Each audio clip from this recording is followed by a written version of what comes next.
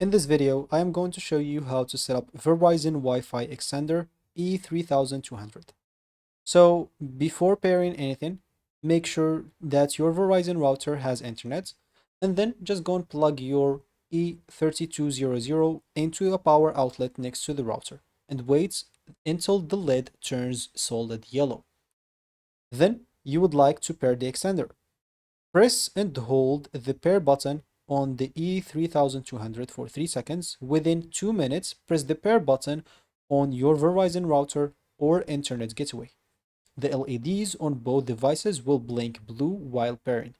If you don't know what the colors means, here's a small table to show you like the white, what does the white means, what does the blue mean, what does the green mean, yellow, red, and of course if it's off, that means it's powered off. Of course, you would like to wait for the pairing to finish, so the pairing process may take up to 10 minutes. Blinking white will mean it's updating, do not plug it in.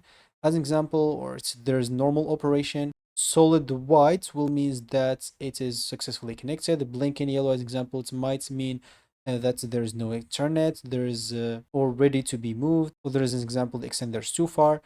So this table here, it might not be accurate 100% depending on the exact model that you have, but it gives a general idea.